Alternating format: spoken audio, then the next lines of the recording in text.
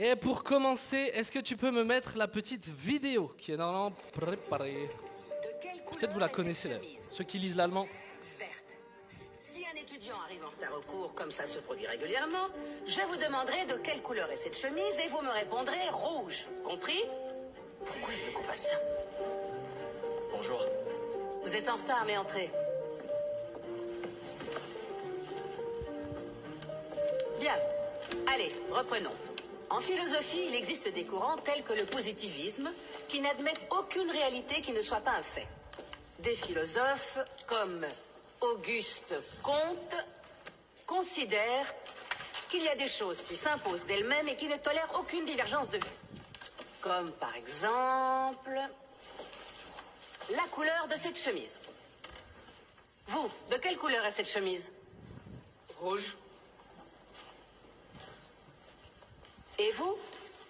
Elle est rouge. De quelle couleur est-elle? Vous, la demoiselle avec les cheveux courts. Rouge? Vous? Rouge. Rouge. Rouge? Rouge. Rouge? Rouge. Et vous?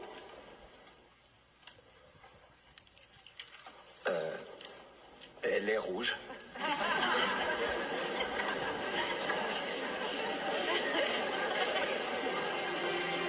Yes, merci. Très bien. C'est bon, c'est bon. Cette vidéo, on peut rire comme ça, mais c'est la réalité. Cette vidéo, elle s'appelle La puissance de l'influence sociale et la pression environnementale. Et il y a des tests qui ont été faits, il y a des essais, et effectivement, ton environnement va influencer tes choix. Et globalement, quand il y a une majorité qui parle, si tu passes après eux, globalement, l'homme aura tendance à faire comme le groupe. Il y a eu des essais, c'était quelqu'un qui s'appelait H qui a fait des essais où clairement il mettait des tests très simples. Et il y avait un cobaye et puis il y avait d'autres personnes qui étaient avec et ces autres personnes c'était les complices. Et quand le sujet du test, quand la personne qui n'était pas au courant que les autres ils étaient tous complices, il passait en premier, il avait juste à toutes les réponses. Par contre quand il passait après les gens, quand il passait après les complices et que les complices s'étaient tous mis d'accord pour donner la mauvaise réponse, 37% du temps, le gars qui de base avait tout le temps les bonnes réponses, il répondait faux comme les autres. Il se conformait à la vie globale. Et ça, c'est quelque chose qui nous touche tous. On est tous concernés par ça. Tu es concerné par cette réalité. La société, la pensée globale, la pensée majoritaire va t'influencer, ou en tout cas va chercher à t'influencer. C'est une réalité et on l'a tous vécu d'une manière ou d'une autre. On l'a tous déjà vécu d'une manière ou d'une autre. Des fois, tu veux aller dans un endroit, tu veux aller dans une pièce, et il y a plein de gens qui attendent devant cette pièce. Tu ne sais pas pourquoi. Toi, tu veux y aller, mais souvent, tu vas te mettre à attendre avec eux. Tu ne sais même pas pourquoi. Tu ne sais même pas si la porte elle est fermée ou pas. Tu ne vas même pas essayer. Ils attendent. J'attends avec eux. Ça, c'est la pression du groupe. Ceux qui ont le permis. Je ne sais pas si c'est déjà arrivé à quelqu'un. Ça m'est déjà arrivé. Tu vas à la station essence. Toutes les files, il y a des files de voitures derrière les files, sauf une pompe où il n'y a personne. Globalement, généralement, les gens ils vont pas aller à cette pompe. Ils vont se mettre là où il y a une file. Parce que tu pars du principe, sûrement qu'elle est en panne, sûrement que ceci, sûrement que cela. Et donc tu te mets dans une grande file, puis d'un coup tu vois un gars arriver qui lui en tout cas c'est bien, il se laisse pas influencer, et il met l'essence tranquille, il part, et toi tu dis mais qu'est-ce que j'ai été bête, pourquoi je suis pas allé voir? Ça c'est l'influence du groupe. Et globalement c'est une bonne chose. Globalement, je veux dire, globalement, c'est quelque chose qui était là normalement aussi pour nous protéger. Si d'un coup, tu vois tout le monde courir dans un sens en hurlant, normalement, tu te mets à courir avec eux et tu hurles avec eux, d'accord? Ça, c'est un moyen pour te sauver, d'accord? Tu n'as pas vu le danger, tu ne sais pas pourquoi ils courent, mais tu cours parce que tu as l'impression qu'il y a un risque, en fait. Donc ça, c'est bien. Ça a sauvé des gens. Mais le problème, c'est que ça touche aussi dans les pensées, dans les idéologies. Tu vas aussi, et tu risques aussi d'être influencé par la pensée majoritaire. Et la pensée majoritaire, maintenant, c'est même plus une proposition, elle t'est imposée. Imposée sur les réseaux, imposée en cours. C'est une pensée qui est posée là comme une vérité absolue, et elle ne te laisse pas trop le choix. Dieu nous dit dans Romains 12, verset 2, « Ne vous conformez pas au monde actuel, au siècle présent, mais soyez transformés par le renouvellement de l'intelligence afin de discerner quelle est la volonté de Dieu, ce qui est bon, agréable et parfait. » Ne vous conformez pas au monde actuel. Le monde actuel, il est ouvertement anti-Dieu, en tout cas en Occident, globalement. Je ne vais pas faire une généralité, mais en Occident, dans votre réalité, le monde, il est anti-Dieu, anti-Jésus, particulièrement. Tu peux parler de Dieu, si tu te mets à parler de Jésus, là, c'est encore un cran un petit peu plus compliqué. Le monde est ouvertement anti-Dieu. Les idéologies qui sont véhiculées ces derniers temps sont complètement anti-Dieu et complètement à l'opposé de la pensée de Dieu. Et si tu te mets à dire ce que tu penses, si tu te mets à dire que ce qui est la vérité, c'est la Bible, et ce qu'enseigne la Bible, alors là, tu seras insulté de tout ce que tu veux. Tu es homophobe, tu es raciste, tu es ceci, tu es cela. Tous les phobes qui existent, ils seront pour toi. Alors que rien à voir. Mais on va te mettre une pression de ouf. Le but de ça, il faut bien comprendre que derrière ça, ce n'est pas juste des hommes et des femmes. Il y a des puissances derrière tout ça. Il y a le diable qui est derrière tout ça. Et le diable, la première des choses, c'est qu'il aimerait que tu penses comme le monde. Comme on l'a vu, la pensée globale va influencer ta pensée à toi. Elle va l'influencer. Il va falloir que tu sois solide pour ne pas te mettre à penser comme les autres. Mais si jamais tu viens à réussir à ne pas penser comme les autres de ta classe, si tu arrives à garder tes pensées, si tu continues à réussir à croire que la Bible est la vérité et la parole de Dieu, alors le diable va chercher autre chose, c'est qu'il va chercher à te museler. Ok, tu crois à la parole de Dieu, mais n'en parle pas. Quelque chose que le diable va faire avec la peur, c'est qu'il va faire en sorte que tu n'oses pas affirmer tes convictions. Le diable veut que tu te taises. Le diable va faire en sorte que tu n'oses pas ouvrir ta bouche. Et Dieu veut qu'on ne se conforme pas au siècle présent, mais qu'est-ce qu'il attend de nous? Qu'est-ce qu'il attend de toi et moi? Qu'est-ce que Dieu attend? La Bible dit que l'Église est la colonne et l'appui de la vérité. Amen. L'Église est la colonne et l'appui de la vérité. Elle dit également que la vérité affranchit et qu'elle rend libre. Les amis, je ne sais pas si vous avez conscience à quel point le monde actuel, tes potes de classe, les gens que tu croises dans la rue, ils sont empêtrés dans des mensonges que le diable leur a fait croire. Eux, ils en sont convaincus, mais ils sont là-dedans et je vous promets que ces mensonges vont les détruire. Ces raisonnements qu'ils ont n'ont qu'un objectif, c'est de détruire l'homme et la femme. Ce que le diable cherche à semer, ce que le diable cherche à imposer, n'a qu'un but, c'est de détruire. Et Dieu a mis l'Église comme colonne de la vérité. C'est-à-dire qu'au milieu du mensonge, l'homme de l'extérieur devrait pouvoir voir une colonne qui est là et qui défend ce qu'est la vérité. Amen. J'aimerais nous parler de ça un petit peu ce soir. J'aimerais nous parler de ça ce soir. On a besoin de comprendre, et c'est marqué dans Éphésiens 6,12. En effet, ce n'est pas contre l'homme que nous avons à lutter, mais contre les puissances, contre les autorités, contre les souverains de ce monde de ténèbres, contre les esprits du mal dans les lieux célestes. Le diable cherche à détruire l'homme. Le diable cherche à détruire ta famille. Le diable cherche à détruire tout ce que Dieu a fait de bon. Ça, on doit le comprendre. Et on doit comprendre quel est notre rôle. Nous sommes la colonne et l'appui de la vérité. Et c'est la vérité qui va affranchir le monde. C'est la vérité qui va affranchir ta classe. Et là où ça va devenir compliqué, c'est que alors que tu vas essayer de les aider, alors que tu vas leur tendre la main, alors que tu seras là pour les aider, pour les sortir de là où ils sont, eux, ils vont te détester à cause de ça. D'accord ? Les gens de ta classe, probablement beaucoup, vont te détester à cause de ce que tu vas dire. Alors que tu seras là pour les sauver, toi, ils vont te cracher dessus, ils vont te maltraiter. C'est ce que Jésus a vécu. Jésus, il est venu dans le monde pour sauver les hommes. On est d'accord avec ça? Jésus, il l'a fait. Et qu'est-ce qu'il a eu? Jésus, il a eu la croix.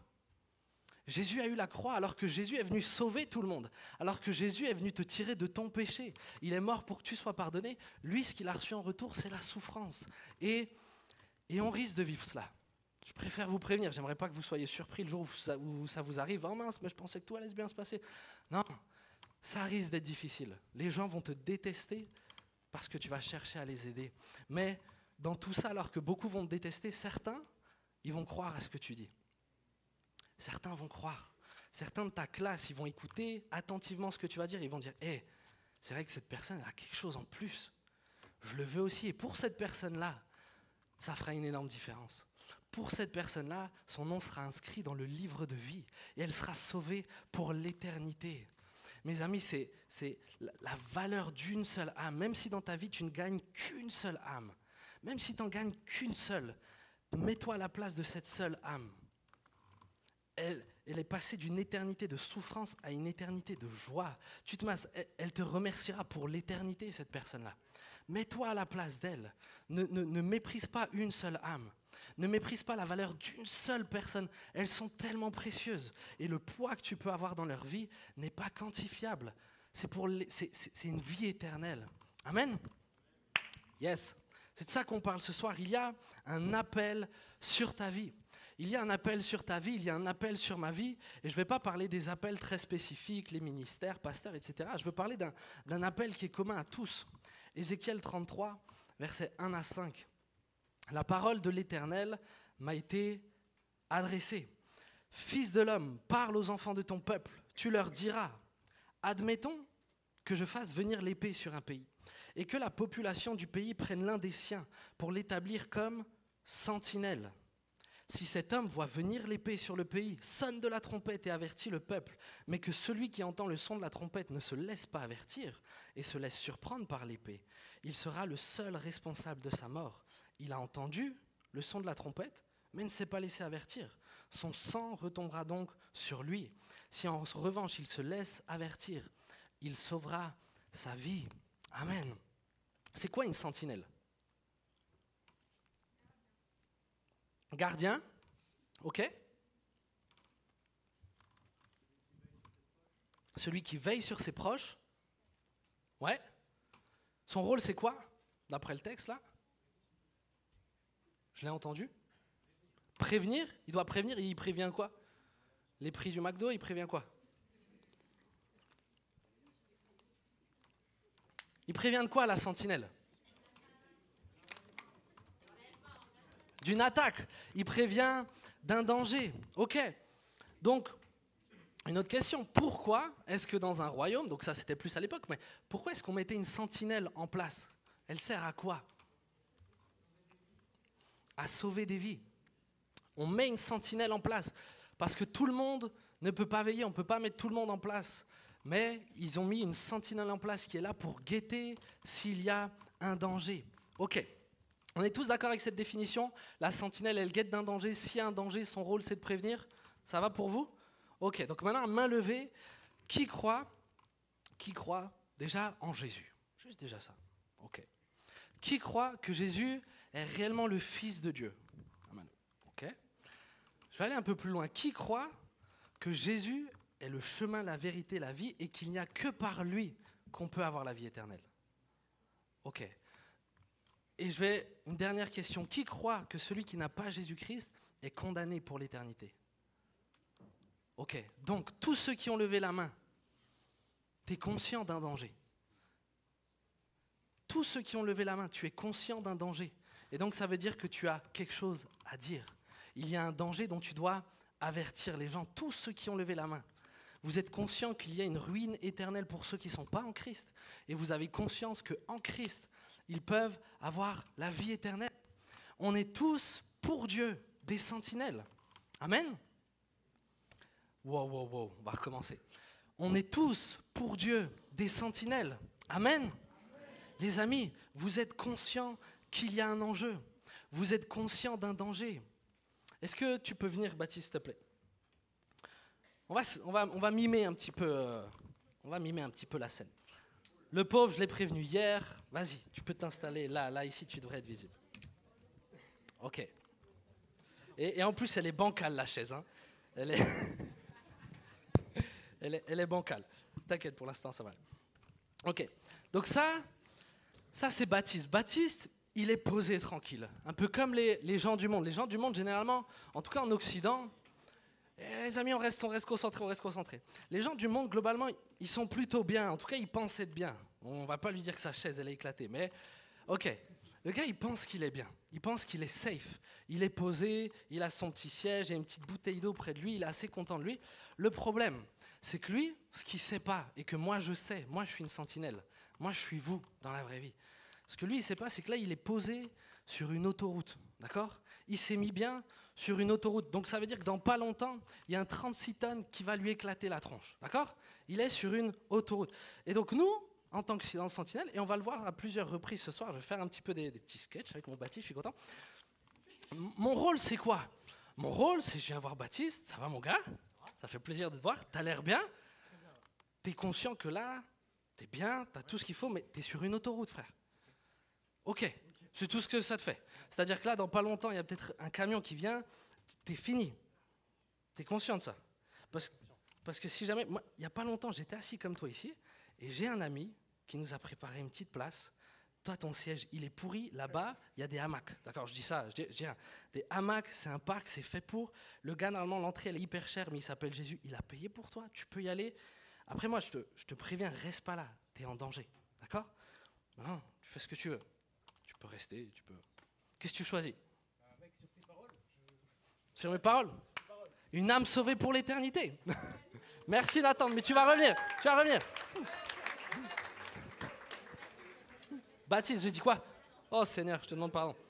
Baptiste, mon rôle était simple. Alors là, c'est caricaturé, mais je vois un gars qui est en danger.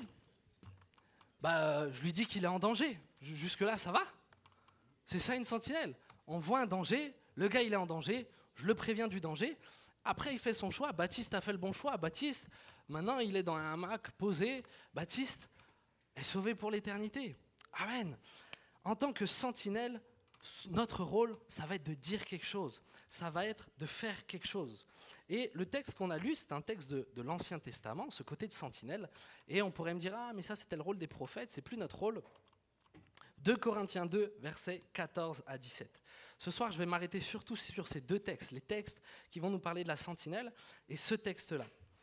Que Dieu soit, lisez avec moi, ça on aime bien le faire ici, que Dieu soit, lui qui nous fait toujours en Christ et qui propage à travers le parfum de sa, nous sommes en effet pour la bonne odeur de, parmi ceux qui sont et parmi ceux qui, pour les uns un parfum de, qui donne là, et pour les autres un parfum de vie qui donne. Et pour cette mission, qui donc est qualifié? En effet, nous ne falsifions pas la parole de, comme le font les autres, mais c'est de la part de Dieu, en Christ et devant Dieu, que nous parlons. Amen. Nous sommes pour Dieu la bonne odeur de Christ partout. Pour Dieu, toi qui es en Jésus, je ne sais pas ici qui a donné réellement sa vie à Jésus ou pas, mais si réellement tu as donné ta vie à Jésus, alors pour Dieu, tu es la bonne odeur de Christ partout où tu vas aller. Partout où tu vas aller, du haut du ciel, Dieu te regarde et il attend de toi que tu sois la bonne odeur de Christ. Être la bonne odeur de Christ, c'est quoi? Le texte nous dit que c'est le parfum de sa connaissance. C'est la connaissance de Christ qui a une bonne odeur. Donc si c'est une connaissance, ça veut dire que c'est quelque chose à transmettre. On est d'accord? Les profs, pour te partager, j'ai un prof ici, pour partager une connaissance, au bout d'un moment, il va falloir transmettre d'une manière ou d'une autre. La bonne odeur, le parfum que Dieu veut qu'on véhicule, c'est la connaissance de Christ. Dieu veut qu'on communique la connaissance de Christ. Et Christ, c'est pas seulement, je veux pas rabaisser l'évangile, c'est pas que l'évangile, c'est pas que la bonne nouvelle du salut. Jésus est la parole de Dieu. Le monde, les amis, les gens de ta classe, ils ont besoin de savoir ce que dit la parole de Dieu. Les gens de ta classe, ils ont besoin de savoir ce que dit la Bible pour les circonstances dans lesquelles ils sont aujourd'hui. La Bible se positionne sur toutes les questions sociétales qu'on traverse. Sur toutes les questions sociétales, la Bible a un avis. La Bible a un avis sur le couple. Qu'est-ce qu'est un couple aux yeux de Dieu? C'est quoi un couple aux yeux de Dieu? C'est un homme et une femme. Mais ça, aujourd'hui... Mais le problème, c'est qu'il faut bien comprendre que ce mensonge que le diable a mis, les gens le croient. Les gens acceptent qu'un couple, ça peut être ce qu'on veut. Tant qu'on s'aime, c'est bien. Mais ça détruit des hommes et des femmes. Ça détruit des familles. C'est pas anodin. Derrière ça, il y a une réelle volonté de destruction. Et il faut que la colonne de la vérité, il faut que l'Église, il faut que les pierres vivantes, toi et moi, il faut absolument qu'on transmette encore ce que dit la parole de Dieu là où nous sommes. Le texte nous dit que nous sommes la bonne odeur de Christ. Où ça? Partout. Les amis, partout. Quand tu vas chez le coiffeur, faut que tu sois la bonne odeur de Christ. Quand tu es en cours, sois la bonne odeur de Christ partout où tu es. Dieu attend de toi que tu sois la bonne odeur. Donc ce soir, quand je vais vous parler de votre odeur, s'il vous plaît, je suis en train de parler de ce que vous véhiculez de Christ. Amen? On est d'accord avec ça? Ok. Alors, mon deuxième point, c'est le parfum. Le parfum. Un parfum, si je ne m'abuse, ou alors je suis peut-être ignare, je ne sais pas, mais normalement un parfum, ça sent quelque chose. Est-ce qu'on est d'accord avec ça? Jusque-là, ça va, je ne dis pas de bêtises? Un parfum, c'est censé sentir quelque chose. S'il y en a ici qui mettent 80 balles dans un parfum pour qu'il ne sent rien du tout, je sens qu'il y en a qui vont être vénères. Soit tu as le Covid, je ne te le souhaite pas, soit le gars il t'a mis de la flotte dedans. Mais dans tous les cas, il y a un problème. Un parfum, c'est fait pour être senti. Et une bonne odeur, c'est cool. Moi, quand je rentre chez moi, j'ai la grâce d'avoir une femme qui cuisine très bien. Mais quand je rentre chez moi, quand je ne suis même pas encore rentré, et que dehors, déjà, je sens que ça sent bon. Je sens que je vais me mettre bien à midi, tu vois. Mais ça, c'est bon. Mais parce qu'elle cuisine, parce qu'elle est en train de faire quelque chose, ça sent. Il y a une odeur qui est là. Nous sommes censés sentir quelque chose. Tu es censé sentir quelque chose. Un parfum a normalement une odeur. Et j'ai dit que nous, si on met 80 balles dans un parfum et qu'il ne sent rien, on n'est pas très content. Dieu a quand même payé le prix fort pour que tu aies l'odeur de Christ. Amen. Dieu a payé le prix fort. Ce que Dieu a payé pour que tu sentes quelque chose, et l'odeur que tu dégages, c'est l'odeur de la vie, c'est ce qui donnera la vie éternelle aux gens. Il a payé le prix fort. Et Jésus déjà en parlait, il disait, mais dans Matthieu 5, mais vous êtes la lumière du monde. Une ville située sur une montagne ne peut être cachée. Et on n'allume pas non plus une lampe pour la mettre sous un seau, mais on la met sur son support et elle éclaire tous ceux qui sont dans la maison. Pour Dieu, nous sommes devenus la bonne odeur de Christ, la lumière du monde. Tu es censé sentir quelque chose, tu es censé être visible.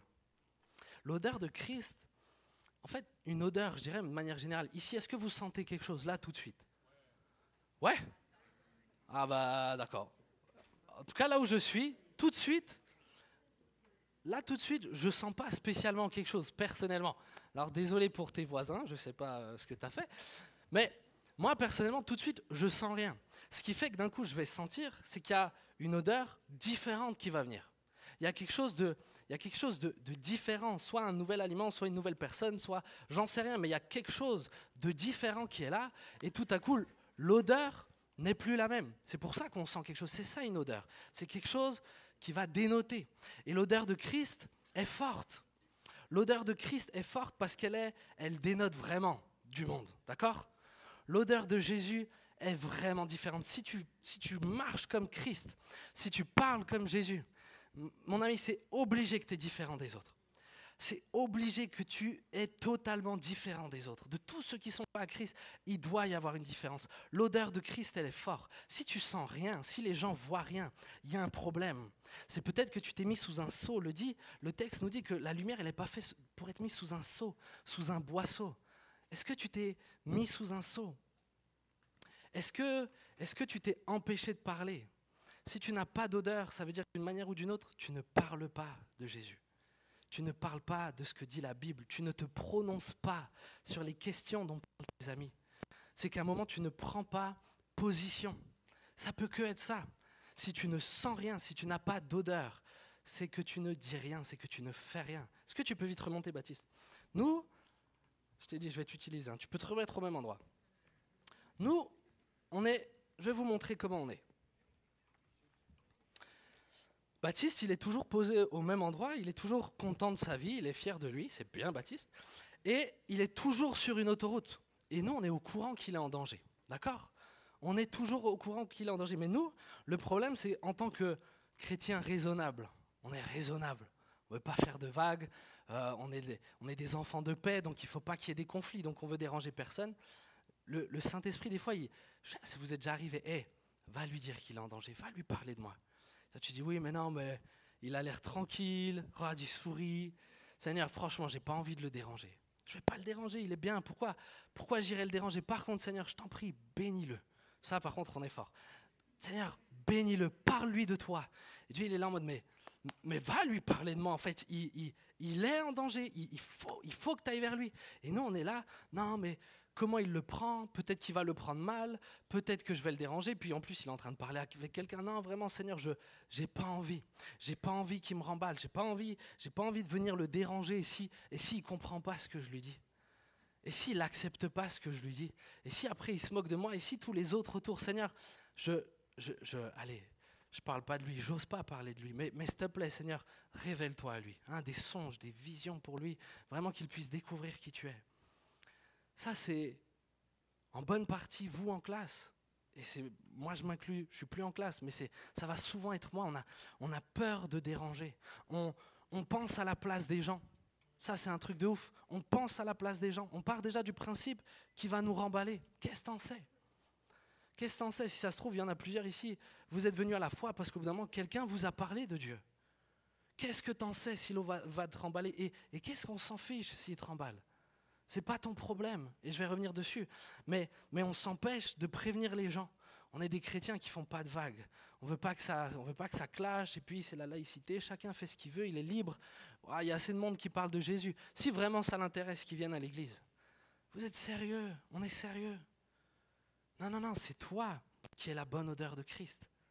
C'est toi qui es la bonne odeur de Christ. C'est toi et c'est moi. Il a besoin de toi et de moi. Les gens de ta classe ont besoin que tu ouvres ta bouche. Ils ont besoin que tu te prononces. Et ce n'est pas toujours annoncer l'évangile, c'est juste, je vous ai dit, des fois, c'est juste se positionner sur des questions sur lesquelles la Bible n'est pas en accord avec ce qu'ils pensent. C'est juste des questions comme ça, le divorce, le mariage, ne pas coucher avant le mariage, ça percute dans la tête des gens, ils ne comprennent pas, mais ça pose des questions, mais c'est une promesse d'avenir, de paix pour eux s'ils croient à ce que tu racontes. S'ils voient qu'il y a une différence, s'ils découvrent que oui, c'est une bonne odeur, purée, ils vont pouvoir avoir la vie éternelle. Tu es la bonne odeur de Christ. Merci. Je te rappelle après, t'inquiète. Merci Baptiste. Tu es la bonne odeur de Christ. Le monde a besoin que tu sentes. Dans ta classe, est-ce que tu es différent ou pas? Ou dans ton travail, peu importe, je m'en fiche où tu es. Tu travailles, tu es au chômage, peu importe. Forcément, tu croises des gens. Est-ce que tu es la bonne odeur de Christ? Est-ce que tu es une sentinelle? Est-ce que honnêtement, on peut se regarder et s'appeler sentinelle ou pas?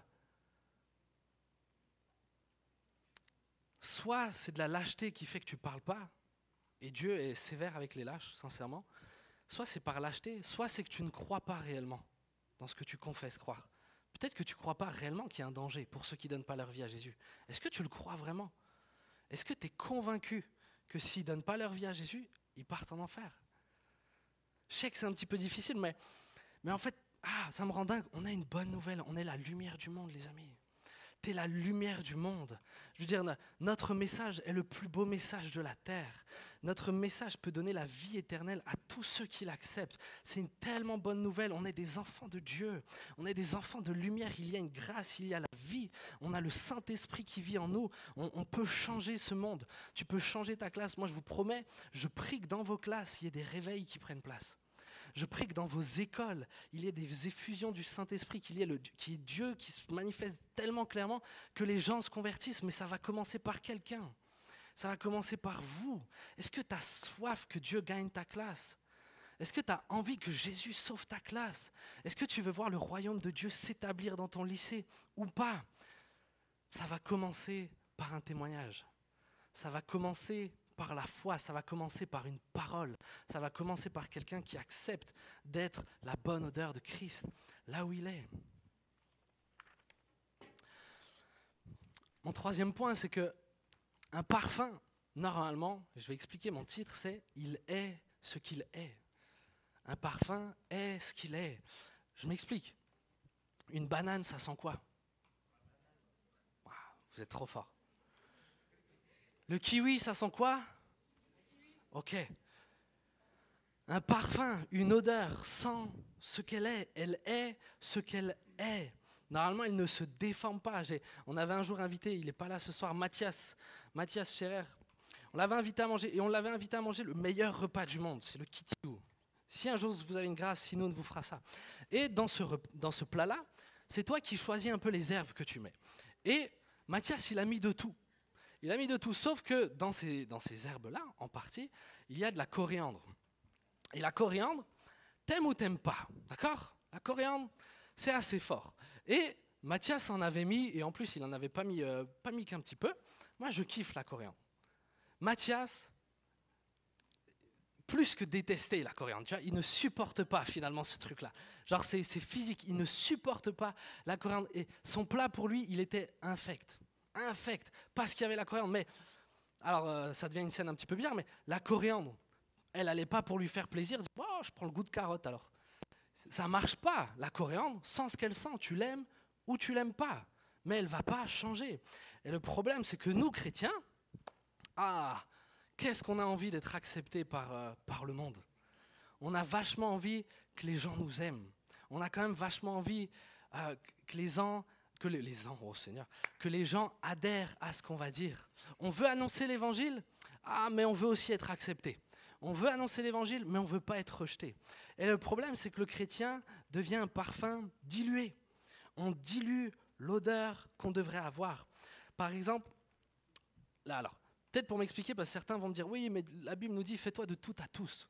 Ça veut dire quoi, se faire de tout à tous? Se faire de tout à tous, c'est pas diluer le message, c'est adapter la forme. Je vais prendre un exemple qui est très parlant, mais si je prêche à des sourds ou à des malentendants, je ne vais pas le faire de la même façon qu'à vous, qu'à ceux qui entendent. Il va falloir que j'ai un interprète, ou alors je sais signer, ou je ne sais pas, mais je vais adapter ma façon pour qu'ils comprennent ce que je dis, mais le cœur de mon message, ce que je vais dire, reste la même chose. On est d'accord ? On est d'accord avec ça? Quand la Bible nous dit de nous faire de tout à tous, c'est simplement adapter la forme pour que les gens puissent nous écouter. Quand je prêche aux 11-12 ans, je ne prêche pas comme à vous. Parce que les 11-12 ans, ils ont 11-12 ans. Ils ont leur réalité. Voilà, ils jouent à ce qu'ils jouent, ils regardent ce qu'ils regardent à leur âge. Et c'est normal, et il n'y a pas de problème. Mais du coup, je vais m'adapter en fonction du public que j'ai. Mais ce que je dis, le cœur de mon message, ne varie pas ou ne doit pas varier. Le problème qu'on rencontre, et que beaucoup de chrétiens font, c'est qu'ils vont adapter le message, pas la façon de le dire.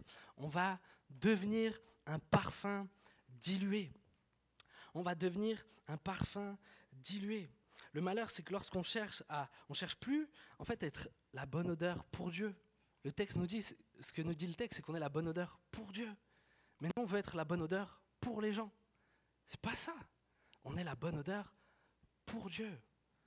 Les gens, je vous l'ai dit, souvent ne vont pas aimer l'odeur que tu dégages, le message que tu dégages, ce que tu vas renvoyer. Souvent, les gens ne vont pas l'aimer. Mais notre but, ce n'est pas d'être aimé des gens. C'est pas le fait qu'ils t'aiment toi qui va les sauver. C'est le fait qu'ils croient au message tel qu'il doit être annoncé. Le message doit être annoncé clairement, purement. Nous diluons notre message afin d'être accepté. Paul disait qu'il n'a pas honte de l'évangile, car il est la puissance pour le salut de quiconque croit. Paul n'avait pas honte du message de l'évangile, parce qu'il est la puissance pour le salut de quiconque croit. Paul annonçait l'évangile de façon pure. Il ne modifiait pas la parole, il disait tel que c'était, et Paul a dérangé des gens. Paul, il s'est fait fouetter, Paul, il s'est fait lapider, Paul, il en a pris plein la tronche, mais lui, il n'en avait rien à faire. Lui, il a annoncé l'évangile tel quel, parce qu'il avait compris que c'était de façon pure, que l'évangile est puissant.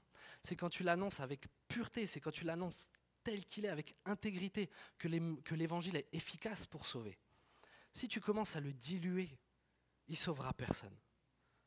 Les gens vont l'accepter plus facilement, mais il ne sert plus à rien. C'est comme s'il y avait un médicament, tu as un médicament, je te dis, hey, tu dois le prendre pur. Si tu bois de l'eau avec, il ne te guérira pas. Si tu le bois tel quel, si tu le prends tel quel, là, ça va te guérir. Et nous, le problème, c'est que le goût, il est un peu amer. C'est un peu âcre quand même d'entendre « Ok, mon gars, tu as péché, il y a une condamnation sur ta vie, tu es en danger. » C'est pas toujours facile à dire ça. Et du coup, on va diluer un petit peu ça. Mais ça ne sauve plus. C'est plus l'évangile. C'est autre chose. Mais ça n'a plus rien à voir avec ce que Jésus prêchait. Ça n'avait plus rien à voir avec ce que Paul prêchait. Viens, Baptiste. Je t'emmène. Purée, il m'aurait fallu une deuxième chaise pour cette étape. Ouais, c'est une bonne idée, j'aime bien. C'est tellement bien les micro-casques, c'est vraiment incroyable. Alors, Nous, ce qu'on va faire des fois, ça va être ça. C'est, on veut parler de Jésus. Et d'ailleurs, quand on parle de Jésus, on est assez fiers de nous. J'ai parlé de Jésus. Alléluia. J'ai parlé de Jésus. Et si vous le faites avec intégrité, c'est bien, vous pouvez vous en réjouir. Mais le problème, c'est que, comme je l'ai dit, des fois, en parlant de Jésus, en lui disant, hey, il y a un Dieu qui existe, et un jour ou l'autre, tu vas devoir comparaître. Bon, la majorité, et je le précise, la majorité vont se moquer de toi, d'accord? Donc, c'est juste un fait. Le large est la porte qui mène à la perdition, étroit est le chemin qui mène à la vie, et peu la trouvent. Majoritairement, les gens vont souvent refuser l'évangile. Souvent, les gens vont refuser le message. Mais ils ont quand même besoin de l'entendre. Et nous, du coup, notre message, normalement, c'est qu'on est condamné, etc. Mais on va rencontrer les gens, et on va s'asseoir, et on va leur dire, hey, ça va mon gars? Ça va et toi? Bien. Je peux te parler un peu de ce que je crois. Vas-y, dis-moi, j'écoute. Est-ce que toi, tu crois en Dieu? Pas du tout, mec. Mec, je te promets que Dieu existe. Et plus que Dieu, pour les courageux, ceux qui osent, Jésus existe. Ah, c'est vrai? Ouais. Il faut savoir que je ne l'ai pas trop briefé sur le sketch. Jésus existe. Et en lui, tu as la vie éternelle. Jésus, c'est formidable. Il a fait des trucs incroyables. Et Jésus t'aime. De tout son cœur, il t'aime. C'est génial, mec, mais franchement, c'est pas contre toi. Hein. Je m'en fous un peu. Je suis bien dans ma vie, là. J'ai pas envie de me mettre des limites. Mais franchement, c'est cool ce que tu vis, mec. Et continue. Non, mais franchement, mec, ça va aller. T'as pas besoin de te mettre des limites. Tu vis comme là tu vis. Tu continues à faire ce que tu fais. J'ai envie de kiffer, là. J'ai envie de kiffer. Mais je kiffe. Ouais. Jésus, il aime. En fait, Jésus, il t'aime. Du coup, quand tu kiffes, il est content. On s'en fiche comment tu kiffes. Okay. Tu fais ce que tu veux. D'accord? De toute façon, on ira tous au paradis. On ira tous au paradis, mais tu peux parler à Jésus quand ça va pas. Parle de Jésus et tout ça, ça va bien. Et ça c'est un évangile. Le gars, il ira en enfer. Hein. Il va parler à Jésus, mais il finira en enfer. Et ça, c'est un évangile qu'on va diluer. On ne veut pas choquer. Allez, je vais prendre des exemples qui fâchent un petit peu. Et c'est pas pour être provocateur, et je me bats pas contre ça, mais il va commencer à me dire, mais je sais que c'est pas vrai, d'accord? Et il va commencer à me dire, mais je rencontre un gars là, ça se passe pas mal avec lui, et je crois que le feeling il passe bien et tout ça. Mais les amis, je suis sûr que vous rencontrez à peu près tous le cas. Vous rencontrez, il y en a, moi j'en rencontre tellement. Et est-ce que de ta bouche, le but, ça va pas être de rentrer en conflit avec eux? Mais est-ce qu'il va entendre, est-ce que la colonne de la vérité va faire entendre un moment la vérité sans accuser les autres, mais en expliquant que, hey, dans cette vie-là, il y a un danger? Ou est-ce que, non mais tu as raison, Dieu est amour, donc tant qu'on s'aime, ça va. Ou quand tu parles avec des personnes qui ont une autre foi, parce qu'il n'y a pas que des gens qui ne croient pas en Dieu, il y a des gens qui ont une autre foi. Et à la fin, beaucoup vont finir par dire, mais sûrement qu'en fait c'est le même Dieu pour tous. C'est le même Dieu pour tous, tant que tu es sincère dans ce que tu crois. Les amis, Jésus est le chemin, la vérité et la vie. Nul ne vient au Père qu'en passant par lui. Merci, Baptiste. On peut l'applaudir? Je l'envoie un peu.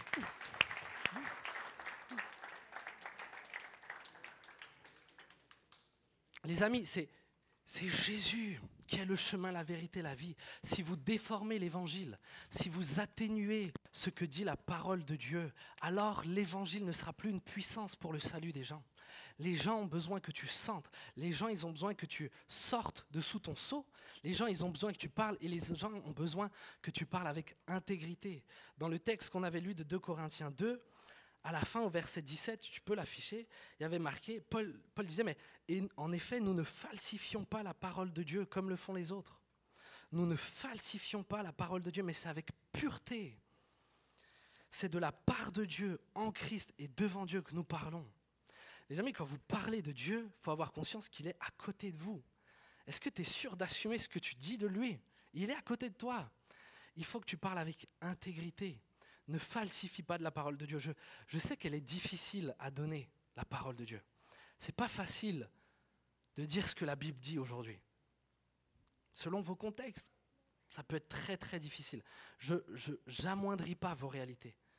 Mais le problème, c'est que c'est cette réalité-là qui les sauve. C'est cette réalité-là qui est difficile des fois à entendre, mais c'est cette réalité-là qu'ils ont besoin d'entendre. Les amis, j'aimerais tellement qu'on soit un groupe de jeunes qui parlent avec pureté de Dieu, qui parlent avec intégrité, qui aiment les âmes, qui ont conscience de l'enjeu. Il y a un danger pour les gens du dehors. il y a un danger pour les gens du dehors. Et nous avons la parole de vie. On a la parole de vie. 4e point, et j'arrive doucement à la fin. Tu arrives à me mettre le parfum de vie. Ouh, recache-moi ça finalement. Parfum de vie et de mort. Le texte nous dit que, on va le relire, nous sommes en effet pour Dieu la bonne odeur de Christ, parmi ceux qui sont sauvés et parmi ceux qui périssent. Pour les uns, un parfum de mort qui donne la mort, pour les autres, un parfum de vie qui donne la vie. Et pour cette mission, qui est qualifiée? Nous sommes en effet pour Dieu la bonne odeur de Christ, parmi ceux qui sont sauvés et parmi ceux qui périssent.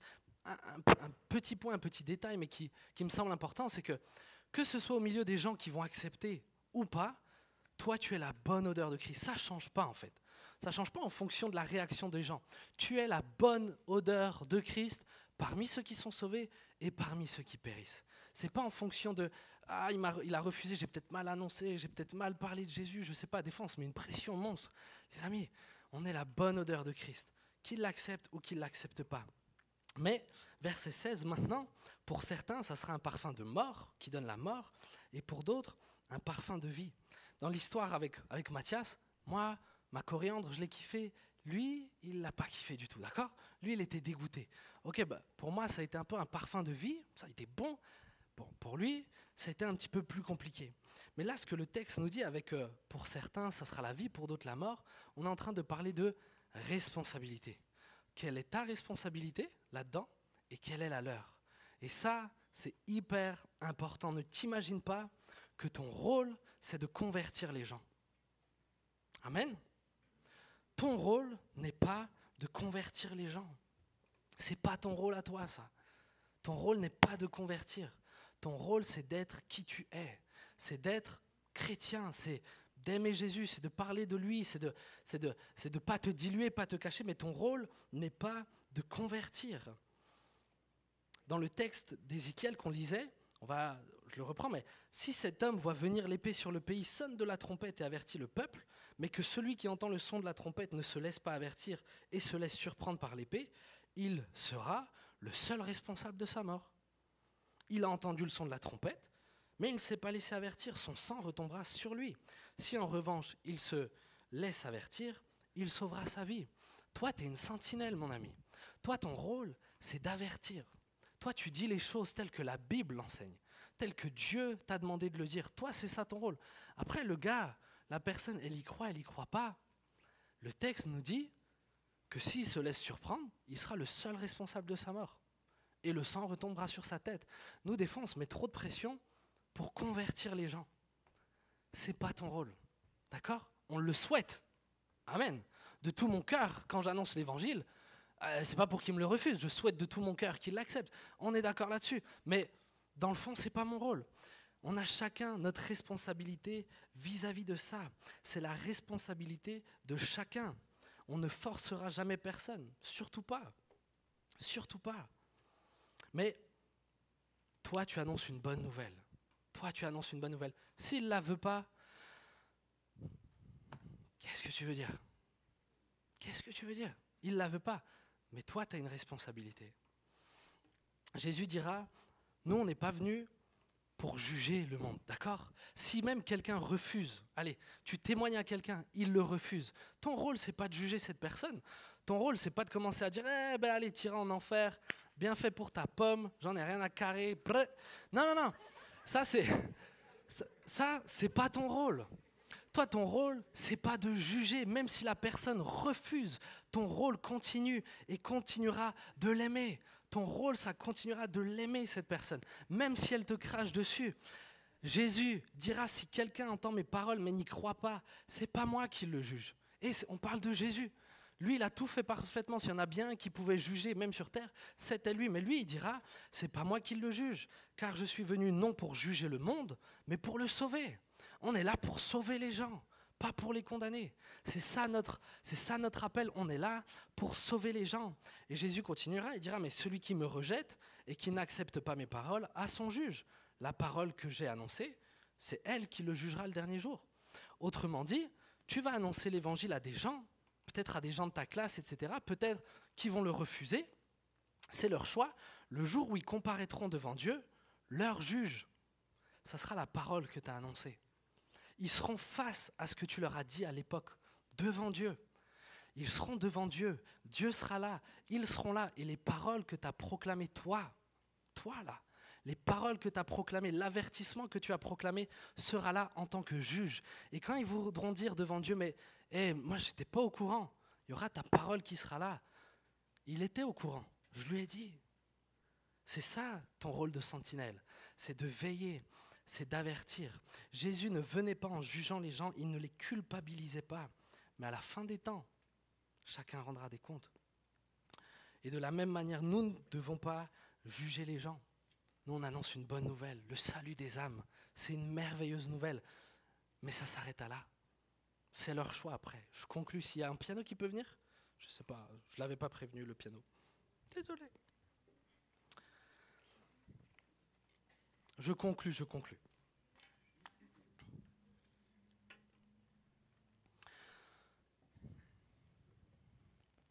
Les amis, c'est une sacrée responsabilité qu'on a. J'aimerais vraiment pas que vous partiez légèrement ce soir. Si vous savez quel est l'enjeu, si vous avez réellement compris ce qu'il y a pour les gens du dehors, s'ils n'entendent pas la vérité, s'ils n'entendent pas ce que dit la Bible sur les couples, sur la famille, sur toutes les questions qu'il y a, si vous avez vraiment compris, il y a une responsabilité. Et j'aimerais juste peut-être finir en vous mettant face à votre responsabilité. On a vu la responsabilité des gens qui vont entendre ce que tu vas dire. Mais c'est quoi ta responsabilité? Toujours dans le texte d'Ézéchiel 33, on va un peu plus loin, 6 à 9. Si la sentinelle voit venir l'épée et ne sonne pas de la trompette, si le peuple n'est pas averti et que l'épée vienne prendre la vie à quelqu'un, cette personne mourra à cause de ses fautes, mais je réclamerai son sang à la sentinelle. C'est toi, Fils de l'homme, que j'ai donné comme sentinelle à la communauté d'Israël. J'ai dit, là on est à l'époque de l'Ancien Testament, mais cette parole est valable pour toi. C'est toi, fille de l'homme, fils de l'homme, que j'ai établi pour être sentinelle pour le monde. Pas juste pour Israël, pour le monde. C'est toi que j'ai établi. Tu dois écouter, écoute bien ce que Dieu te demande. Tu dois écouter la parole qui sort de ma bouche et les avertir de ma part. Est-ce que tu entends Dieu te le dire ce soir? Tu dois écouter la parole qui sort de ma bouche et les avertir de ma part. C'est ce que j'attends de toi. Quand je dirai au méchant, toi qui es méchant, tu vas mourir, c'est certain. Si tu ne parles pas pour avertir le méchant afin qu'il renonce à sa conduite, ce méchant mourra à cause de sa faute, mais je te réclamerai son sang. Si au contraire tu avertis le méchant afin qu'il renonce à sa conduite, pour qu'il s'en détourne et qu'il ne change pas de conduite, il mourra à cause de sa faute, mais toi, tu auras délivré ton âme. Notre responsabilité, elle est grande. Est-ce que tu entends l'appel de Dieu pour ta vie? Est-ce que tu entends ton rôle dans ta classe? Est-ce que tu entends ce que Dieu attend de toi là où tu es aujourd'hui? Il te dit, fils de l'homme, fille de l'homme, je t'ai établi sentinelle dans ta classe pour que tu entendes ma parole et que tu leur annonces ce que je te dis. Est-ce que tu as pris ce rôle à cœur? Est-ce que tu as compris que leur salut dépend de toi? Leur salut dépend de toi. Leur salut dépend de moi. Est-ce que tu as pris conscience? C'est toi qui es la bonne odeur de Christ, c'est pas quelqu'un d'autre. Personne ne le fera à ta place. Et si on n'avertit pas, les amis, je me permets de le dire, mais si on n'avertit pas, il nous redemandera leur sang. On aura des comptes à rendre pour les personnes qu'on aurait pu sauver et qui vont finir pour l'éternité. Le texte nous dit qu'ils mourront à cause de leur faute. Ils resteront responsables. C'est leur faute qui les condamne. C'est pas le fait que tu n'as pas parlé. Ils meurent à cause de leur faute, d'accord. Mais Dieu te redemandera leur sang parce que tu aurais pu les avertir. Tu aurais pu lui dire qu'il allait mourir. Tu aurais pu lui dire quelque chose. Tu aurais pu changer sa vie. Mais tu ne l'as pas fait. Parce que tu as eu peur, parce que tu n'as pas eu foi, parce que ceci, cela, et je ne le dis pas à la légère, combien de fois je n'ai pas parlé? Combien de fois je n'ai pas parlé? Combien de fois j'ai regretté? Combien de fois j'ai pu pleurer à cause de ça? Combien de fois ma lâcheté m'a dégoûté? Mais Dieu veut sauver des âmes. Dieu veut sauver, ne soyons pas dilués, ne nous cachons pas. Le verset 11 du verset 33, et je finis avec ça, mais C'est Dieu qui parle et il dit, je suis vivant, dit le Seigneur, l'Éternel. Ce que je désire, écoutez, moi ça m'a tellement touché. Ce que je désire, ce n'est pas que le méchant meure, mais c'est qu'il change d'attitude et qu'il vive. Revenez de votre mauvaise voie. Et pourquoi mourriez-vous, maison d'Israël? Ce que Dieu veut, c'est pas que le méchant meure.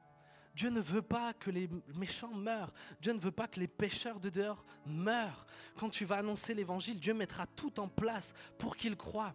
Dieu fera tout son possible, il mettra tout ce qu'il faut pour qu'ils puissent entendre l'évangile, parce que Dieu désire ardemment qu'ils soient sauvés. Dieu ne désire pas, il ne prend pas plaisir à la mort des méchants. Il ne prend pas plaisir à leur mort éternelle. Dieu veut leur salut. Dieu veut leur salut. Mais Dieu cherche des sentinelles qui veillent et qui avertissent. Et c'était mon cœur pour nous ce soir. Je désire tellement qu'un Pâques Jeunesse devienne un phare pour les perdus.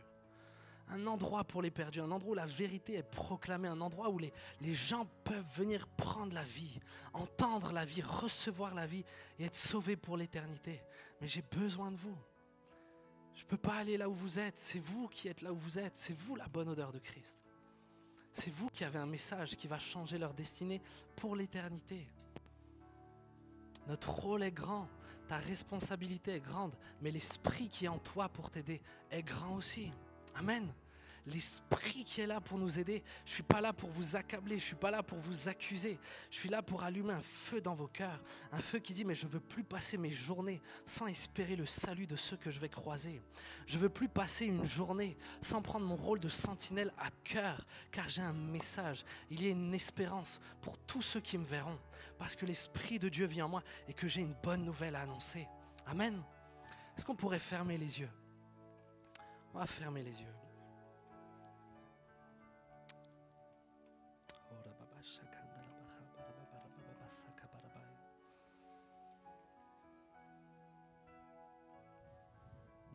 Alors qu'on va prendre encore du temps pour prier, pour louer Dieu simplement.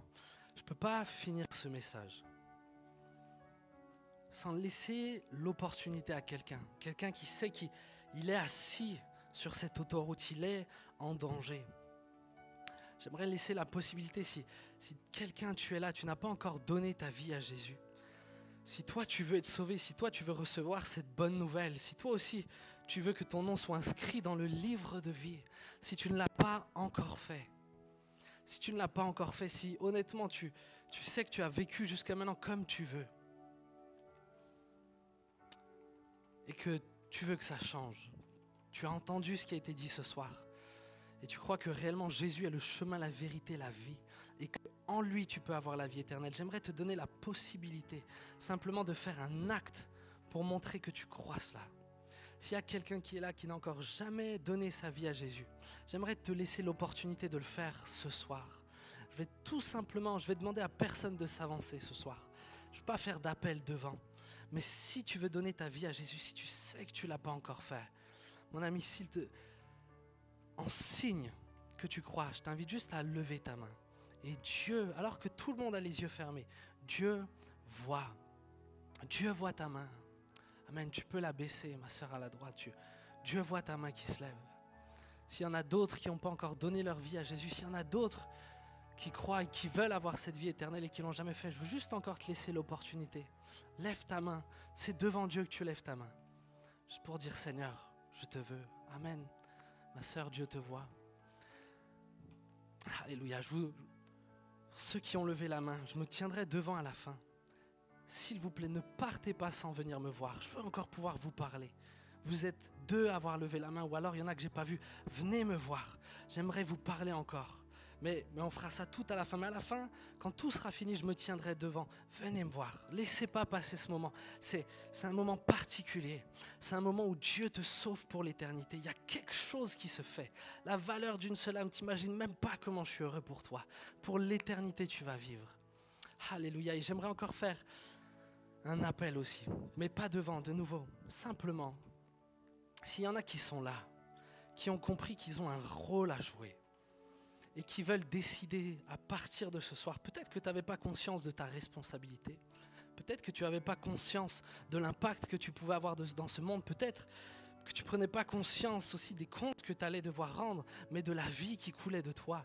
Ici, il y en a qui veulent, à partir de ce soir, accepter ce rôle pour Dieu, d'être la bonne odeur de Christ, d'être une sentinelle qui veille et qui avertit. Une sentinelle qui veille et qui avertit. Pas juste qui dit qu'il est chrétien, on s'en fiche de ça. Il faut que tu veilles et il faut que tu avertisses. Il faut que tu donnes le message de l'évangile. S'il y a des gens qui veulent prendre position ce soir, décider devant Dieu, Seigneur, envoie-moi. Seigneur, fais de moi ta sentinelle. Seigneur, sauve des âmes au travers de ma vie. Alors toi aussi, je t'encourage maintenant à lever ta main comme un acte de foi, comme une prise de position. Père, vois ma main levée. Dieu voit les mains qui se lèvent. C'est un acte sérieux. Beaucoup de mains qui se lèvent. C'est un acte sérieux. Dieu voit les mains debout. Alléluia. Père, je te prie, Saint-Esprit, je prie. Seigneur Dieu, tu as vu les mains levées, je lève les mains avec. Seigneur Dieu, je veux être une sentinelle qui veille et avertit. Seigneur, je veux voir le monde être gagné pour toi. Je veux voir le monde être restauré. Seigneur Dieu, rends-moi courageux. Jésus, rends-moi courageux comme toi tu l'étais. Tu as porté des messages que le monde n'arrivait pas à entendre. Seigneur, rends-nous courageux. Seigneur Dieu, bannis la lâcheté de notre cœur. Seigneur Dieu, fais de nous des témoins. Seigneur Dieu, fais de nous des personnes fières de ce que dit ta parole, fières de l'évangile, fières du nom de Jésus-Christ, le seul nom qui a été donné dans ce monde présent pour le salut éternel. Seigneur Jésus, je veux être fier de toi à chaque jour, à chaque heure. Ô Père, envoie-nous, s'il te plaît. Envoie-nous comme des sentinelles là où tu nous as placés. Seigneur Dieu, mets en nous une conscience, Seigneur Dieu, de l'impact qu'on peut avoir. Seigneur Dieu, je prie pour tous ceux qui ont levé leurs mains, réellement, donne-leur des occasions de témoigner. Donne-leur la joie de voir des âmes être gagnées. Seigneur Dieu, donne-leur la joie de voir leur famille passer de l'ombre à la lumière. Père éternel, nous t'invoquons ce soir. Oh, utilise-nous, Jésus. Que notre vie ait du sens, que notre vie ait un impact. Seigneur Dieu, je te le demande de tout mon cœur. Oh Seigneur, je te le demande de tout mon cœur, qu'on puisse se lever. On va chanter encore ce soir.